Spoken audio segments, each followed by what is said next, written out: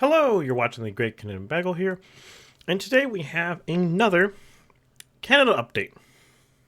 Before we begin, just have a couple things to shout out here. So, I have updated the model to 343 ridings of the new redistricting that should take place in April. Obviously, we're not in April yet, but I don't see an election before then. So now we're moving to the new map for purposes of calculations of the model. Now, as part of the work with this, I'd like to shout out a few people who ended up helping me out quite a bit. Not necessarily specifically me, but they did a bunch of public work for everybody who does stuff like this, and I'd just like to give them some shout outs. First, we have Kyle J. Hutton here. You can see his Twitter profile. He transposed all of the ridings, the 2021 results, to the 2023 and onwards riding redistricting, and he put it up for public availability right here. If you want to go see it, you can go see it, and you can play with the numbers yourself. Some of the riding names have changed since he's put it on, but that's not his fault. That's just the result of, I don't know, Elections Canada changing the names. Anyways, and I'd also like to shout out Joss Messemer here, who transposed all of the census data to the new district boundaries, which makes it a lot easier to get the demographics necessary for this. And in fact, as a result of this, the next update to this series, I'm now also going to be adding racial data to Canada, because I now have it all by writing, which before it was too much work to do it, and we didn't really have much polling data, but now we're starting to get polling data for it, and now it's going to be pretty easy for me to compile the racial data. I haven't done that just yet, I just didn't have time. And finally, since I haven't myself made a map yet, or found a other public use one, I am currently using Polling Canada's website and their do your own map. At some point, hopefully for the next update, I'm going to switch back to my normal style of map for this. No shade against Polling Canada's website's map, I just like how I do them better, but I didn't have time to make a map right now. I was running out of time here. But with no further ado, oh wait, one last thing. I would just like again to shout out all my members, and if you want to support the channel, by all means, like, share, subscribe below, or join as a member. It matters quite a bit, and it helps me do all the things I'm doing. But with no further ado, let us begin. So, in the grand scheme of things, the redistricting is slightly favorable to the Conservatives, but we're not talking about much. It is a slight favor, but that slight favor is kind of washed out because they're doing so much better. So if we refought 2021 with this new map, we'd be looking at probably about 7-seat pickup for the Conservatives, whereas now we're not seeing that. We're seeing almost no change in actual seat totals.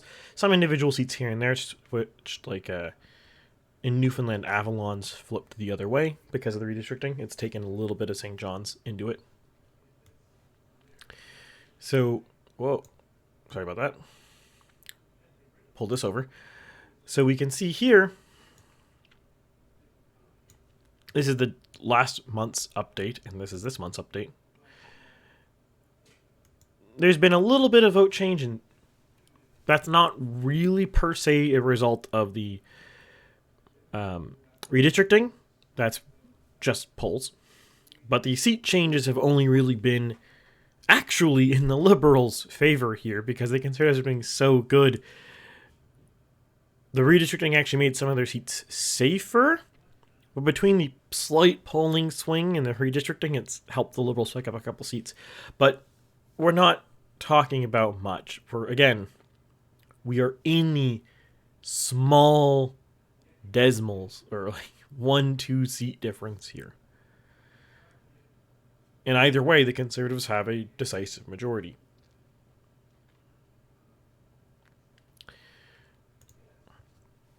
We're actually kind of getting into an interesting point here, which I hadn't really expected. in that we're in the middle of January now. We're January 14th as of the time of recording this. And yeah, the Liberals might have had a little bit of a rebound, a little bit, but we're not talking about much. And the Conservatives haven't had a dip. Now, I was expecting the Conservatives to lose ground and lose steam going into the winter. Why is that? Well, like many things in life, everything is in cycles. And in the course of a year, there is one very predictable cycle. Inflation varies by month predictably. The worst time for inflation is the fall, and the best time is the winter. Why is that? Well, back to school for all the parents, traveling through the summer, Christmas spending, Thanksgiving, Black Friday, all that stuff happens in the fall. It's a really big time for spending in Canada. And if you look at even just other religious holidays too, I'm not sure how much spending actually happens with these, but you also have things like Hanukkah. I think Eid is usually in the summer, fall area as well. So a lot of these things happen in summer, fall, and notably in the summer, people drive more, people go on road trips, people travel a lot. So one of the easiest things you see here, there's two big ones, is gas prices spike into September. That's usually their peak in any given year, because that's demand drives the price higher. Supply within 1 year is fairly inelastic, so if people start driving a lot more, prices go up. In the long term, supply is elastic, obviously, but it's pretty inelastic over the course of a single year. And then through the fall, you have basically the peak retail season of the year. And then into January, though, into February, into March, you have the inverse of that. People aren't driving very much. It's cold, roads suck, weather's gross. People spent all their money over the fall, so they have no money to spend now, so they're not going on trips. They're not buying many things. This is usually the point in the year where there's the least retail sales, the least restaurant traffic, the least ad purchases. I've not noticed this myself yet because I've only been monetized for a few months, but other YouTube channels will vouch that usually in the winter, Q1, they have the least revenue because people purchase less ads, because consumers spend less money in the fall or in the Q1. So all this is to say, you normally would expect Q1 to have the least inflation and Q4 to have the most, Q3 to Q4, that transition period to be the peak of inflation in a given year. And we did see the peak this year, last year, was roughly the Q3, Q4 transition. And from what I can see, we haven't seen the most recent central bank numbers yet for January yet, obviously, because January hasn't finished. But we'll likely see that this January, February, March will have the lowest inflation of 2024. And one of the core theses of Poilievre's campaign is hammering about cost of living and inflation. So up until now, I had been operating under the assumption that he should cool off into Q1 and the Liberals should rebound a bit because inflation has cooled off. One of the big driving factors will cool off, but then as a corollary, he should spike again going into next fall as it gets higher again. Just naturally, regardless of what the central bank does, regardless of what anyone else does. It should be higher in the fall, and it should be lower in the winter. Q1 versus Q3, 4. And specifically, the transition from Q3 to Q4 is when it's the worst. So like September or October-ish. But we're not seeing that yet. we go back here, bring this back up. Yeah, the Liberals regained a little bit. We're only talking half a point. That could just be noise. And the Conservatives are up. Again, minuscule, could be noise. But it's not down. Maybe it's early yet. But again, we look at the most recent Abacus poll. And that recent Abacus poll showed the Conservatives in a strong position in the fall. Or in January. 41-24. There is no seeming difference yet. Perhaps it's early. Perhaps it will get better for the Liberals in February and March. But so far we're not seeing that. And I've been thinking about this for a week or so now. Maybe 2. And I think I know why.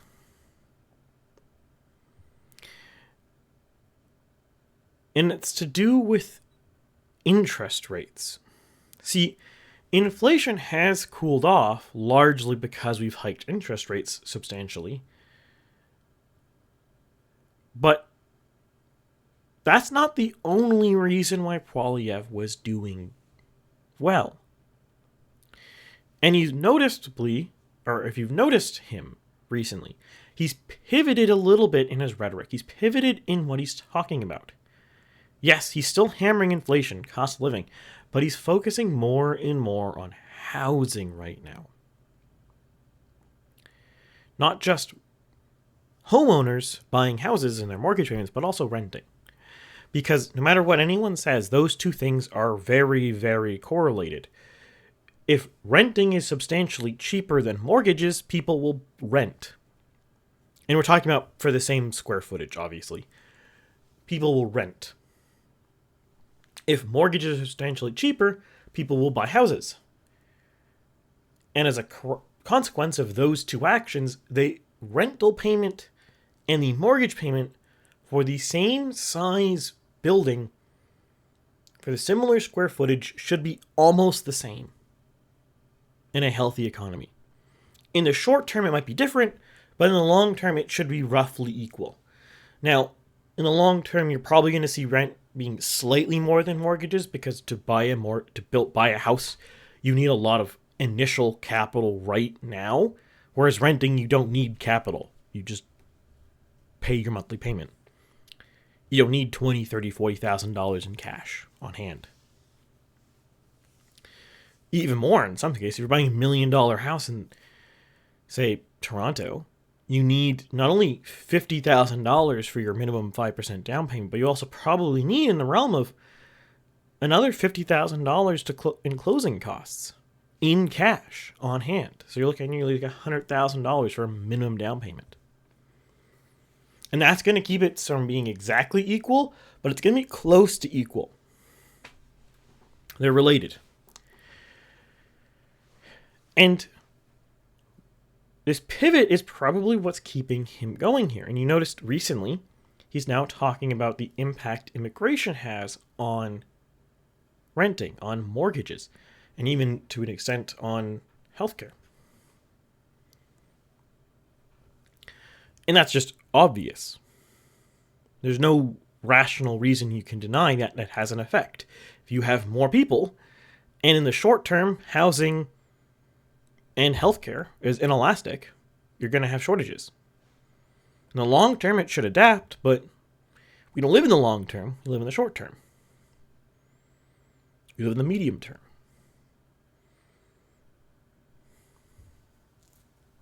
So why would this pivot be so possibly ward off what should be a slump for him?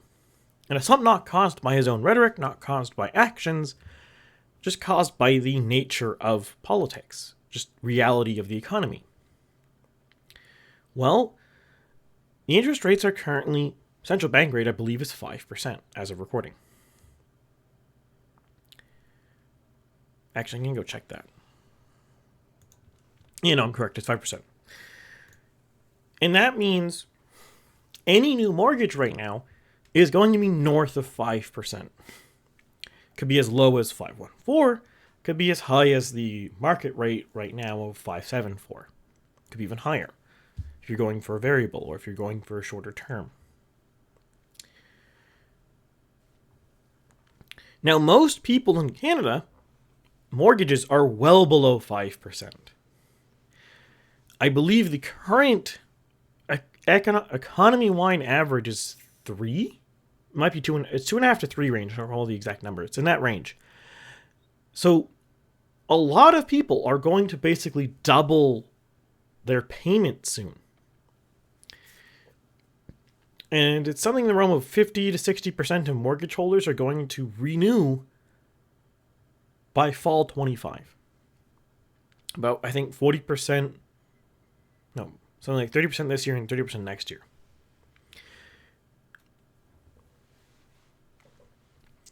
That means every single day, on average, many somebodies are renewing their mortgage right now.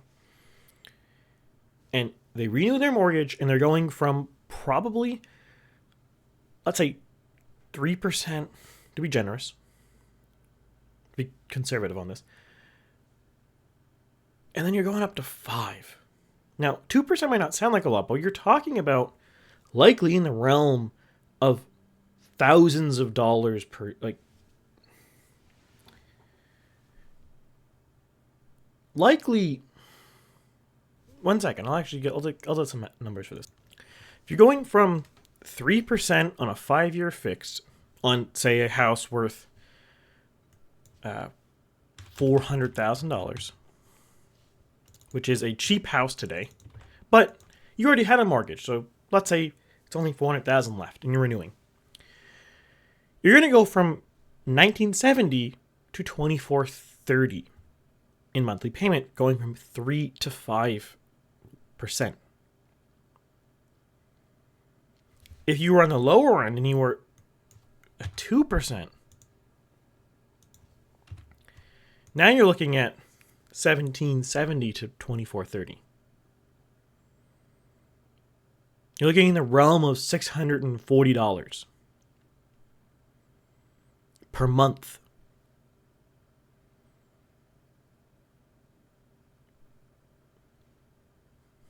We're talking about $6,000, $7,000, $8,000 per year in after-tax expenses. Not a lot of people can absorb such a hit. You're looking at quite well-off middle-class families who can afford to pay another $8,000 a year out of the blue. And not just once, but for 5 years, at least. Since I've locked it in, it's fixed. It's a fixed rate. And if you go for a non-fixed rate, it's even worse. The variable rates are even worse than a fixed rate right now. If you're going for a shorter term, you're paying even more. So your short-term hit is even worse. And you're gambling that the interest rates are going to come down. So it's going to cause a lot of pressure and angst on people. And that's likely why we're not seeing anything Trudeau's doing really catch and hold here. All of his actions and energies are just stuck. Not catching traction. He's just sliding on ice. We have a very large percentage of the country, I believe something like 60% of the population owns a house. So a very large percentage of the country is about to have their most expensive, or their biggest single monthly expense drastically increase. And every day, some family somewhere, this is happening to them. Every day. And every day, one of those people becomes more likely to vote for Poilievre because Trudeau has seemingly done nothing on mortgages. Nothing on housing. And nothing he says right now, or nothing Sean Fraser is doing right now, is likely going to move the needle for people. It's all good and well to say we're committing this money, or we're changing these zoning laws in cities with federal money and bribery and all that. Well, not really bribery, that's a better way to phrase it, but anyways. We're working with cities to change the zoning laws and all that, and we're spending all this money on these programs. That doesn't mean anything to people. Maybe your really engaged, really hardcore people will be happy to look in a year or two at new construction starts and be like, yes, new starts is up 10%. That's good. Maybe. Will they? How many people are that? And that's the thing. Even if this is true, even if this happens, how many people pay attention to that? Care about that? I would contend almost none. Not even me. I don't even really care about that. When you're talking about a government that came in 2015, when a lot of people are already saying we had a housing crisis back then, but back in 2015, houses were half the price. They've doubled in Trudeau's time in office. So maybe he's doing things right now, but it's a little too late. In a democracy, people don't really vote for governments. At least in democracies using first... Well, no, really, I would say in democracies, people don't often vote for governments. They usually vote to get rid of people. They vote more on vibes. That's a better way to say that. Now, I don't mean vibes as in, I like this person, he's nice. It's more like, this person is saying things that's like, he's selling the idea to me. That's probably a better way to phrase it. People vote on salesmanship. And it's really hard to sell people things when your entire term is a failure on one of the most important things in their life. There is no success here on this file. And from the outset, Poilievre has been staking his claim to this file. He's been putting his neck on this file. And it took Trudeau almost a year to really start taking it seriously.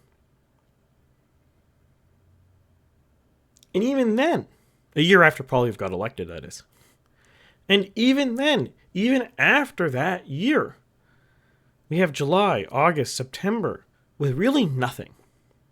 It's really only October when you start seeing proposals, start seeing some ideas, like maybe we're going to limit student visas. And that's all good and well.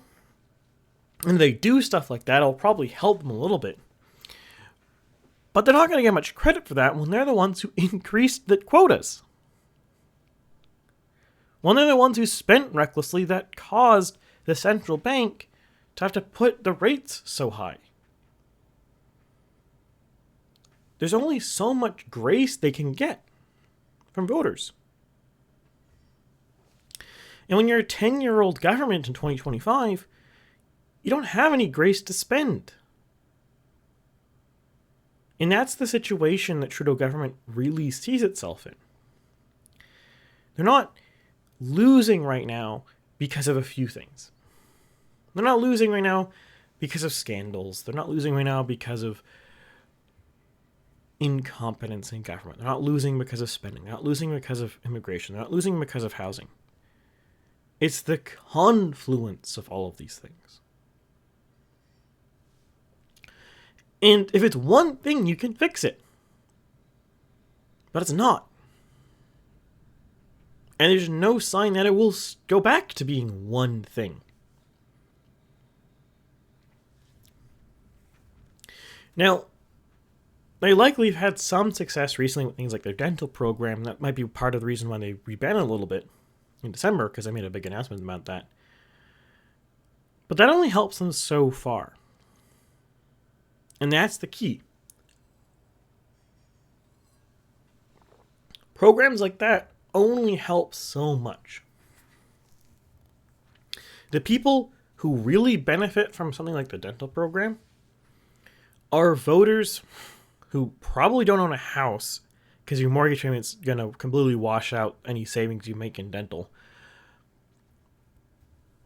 Your mortgage, that is.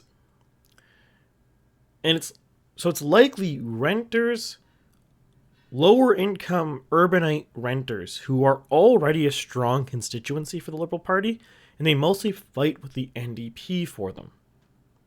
They're not really fighting with the Conservatives for that voter, because conservative urbanite renters don't really vote Conservative. There's very few countries in the world where they do.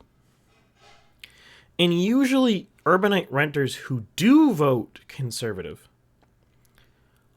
are usually of a different social class.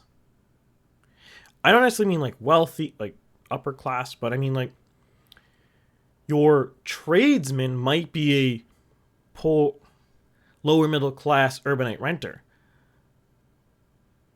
like an apprentice or something like that. They might vote Conservative. But your generic service job, lower middle class urbanite renter is probably not voting Conservative. And if they are, it's because the current government has done something so egregious to have alienated them.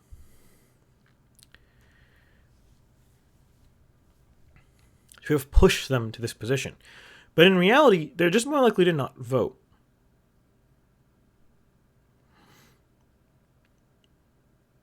You actually see this a little bit in the US right now. In a lot of states such as Pennsylvania or Michigan, there is some inklings of possibly these lower middle class urbanite renters who might be willing to vote for Trump, it seems, but don't really vote for anyone else in the Republican Party. They don't seem to vote otherwise. Why is that? Well, they've lost trust with the Democrats because their life has just gotten worse as the Rust Belt has stagnated and fallen apart. They likely didn't originally work in service jobs. They probably originally had a job at a factory that outsourced. And this is all they could get. And it's not quite enough to keep them at the same standard of living.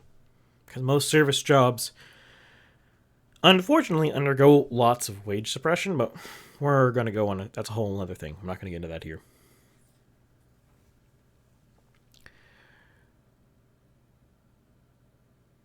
So these kind of voters, they don't trust the Democrats in the U.S. anymore. But they never trust the Republicans, because Republicans are, quote-unquote, the party of the rich. There's true and falseness to that, but again, besides the point. But someone like Trump has convinced them, in a lot of regards, that no, you can trust Trump. It's one of the reasons why Trump is unassailable in the GOP primary. But we're not going to get too far into the U.S. politics here, because it's not this. This is Canada. But that gives you an idea here. The voters that Trudeau has really gone after with his recent announcements are voters that he probably competes with the NDP for. They are natural left-wing voters. They're part of the natural left-wing constituency. Because what makes up the right just is not capable of selling to them. At least not yet.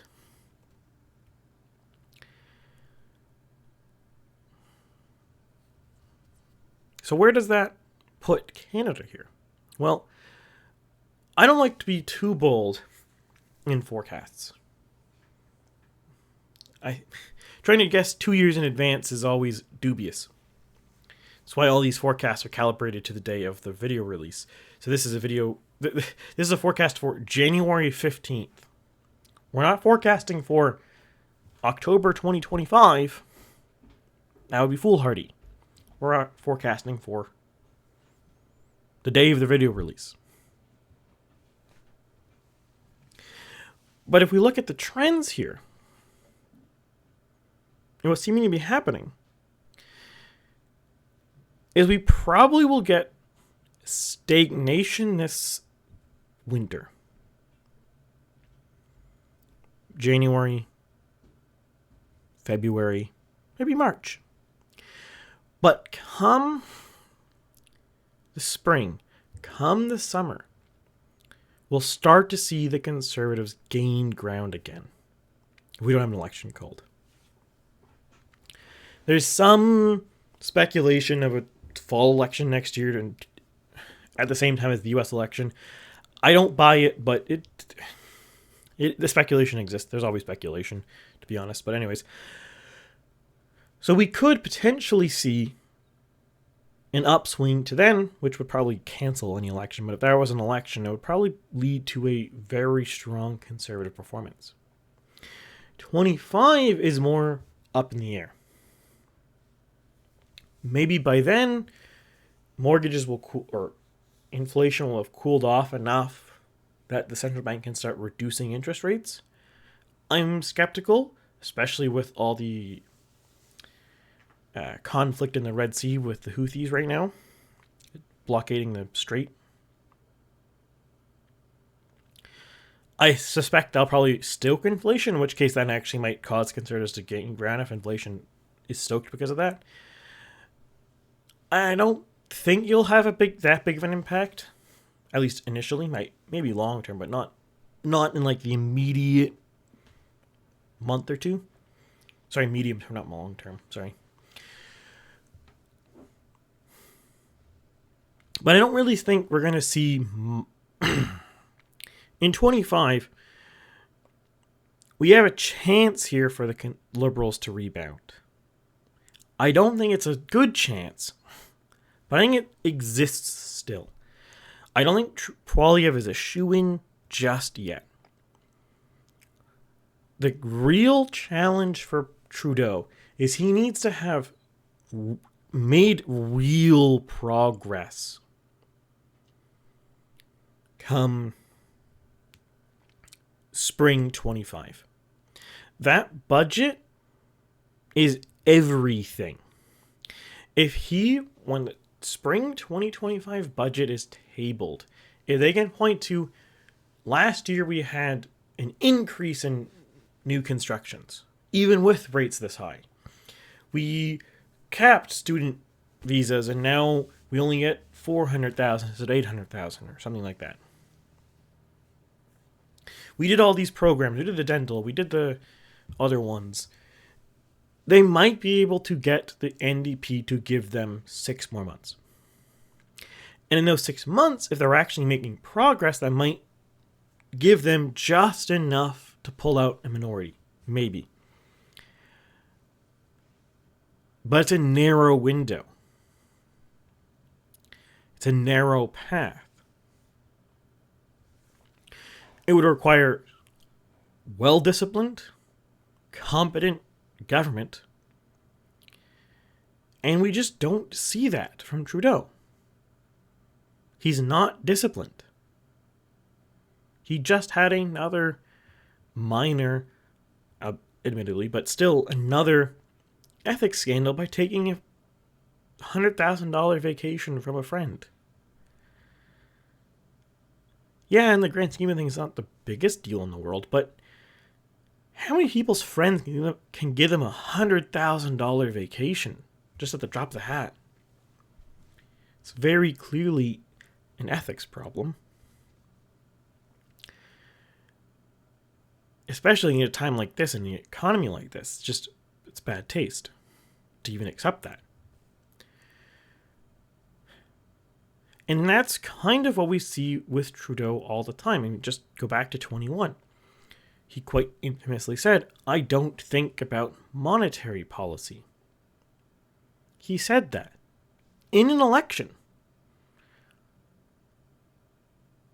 What a wild thing for the Prime Minister to say. Yes, true, the Prime Minister doesn't directly control monetary policy, but monetary policy is still technically under his portfolio. We just, in Canada, in many Western countries, we have a central bank that's held at arm's length. But the Prime Minister appoints the central bank governor. The Prime Minister and Parliament give the central bank its mission statement. They direct the central bank on what to do with monetary policy. They just leave the day-to-day running and the implementation up to the central bank. So for the Prime Minister, especially at a time when we were appointing a new central bank governor, to say that he doesn't think about it, it's wild.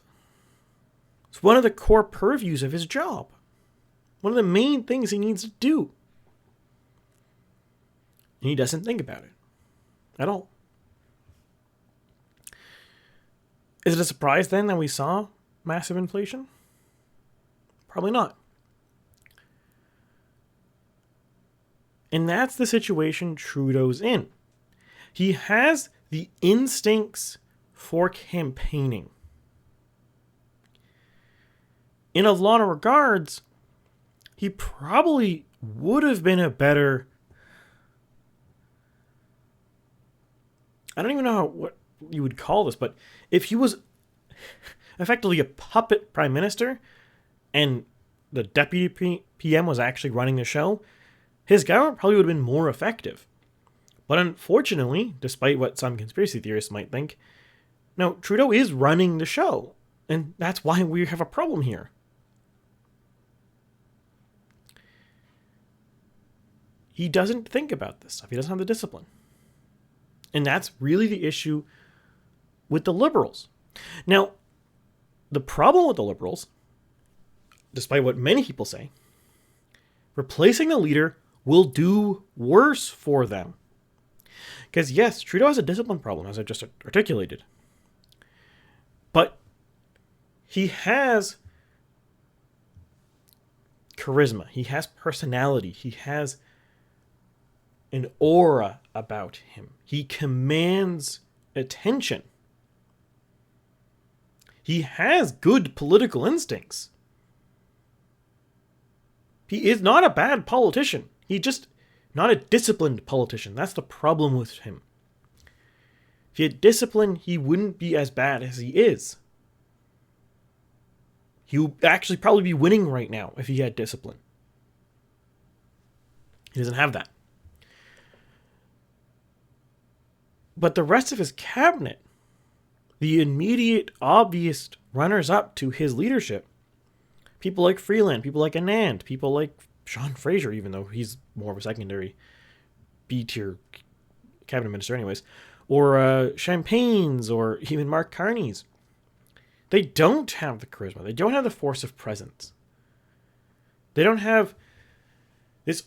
They don't have the same energy about them. They don't have the same ability to connect to people. If Trudeau is ill-disciplined, but good at campaigning, someone like Freeland just appears to be ill-disciplined and bad at campaigning. Have you ever seen video of her talking to people? She doesn't come across well, like regular individual people. She comes off as very hoity-toity. That's not something you want in social media age. Image is everything on social media. That's almost the only thing you have on social media. Everything else is fake. What you present is the only real thing. I mean, crying out loud, my channel, I don't even have a face. You don't even know what I look like. You don't know who I am. All you know is I make videos about Canadian politics and talk about it in detail for about 40 minutes a pop. Or sometimes US politics, or whatever. But anyways. That's the issue the Liberals have. They don't have any good leaders in the back. If they were to replace Trudeau now with anyone else in the party, you'd probably just get the same thing that happened to the Ontario Liberals last year when Del Duca replaced Wynne. He flopped just as hard as Wynne, possibly even worse, depending on what you want to consider it. Anyone who replaces Trudeau is going to do worse, at best. And that's a terrible thing to be at best with.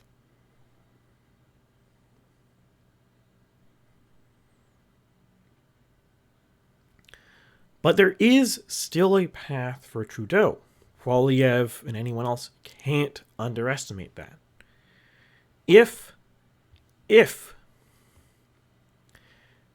he can turn around specifically the housing market, or at least give faith to the regular person about the housing market in the next 15 months, he has a chance.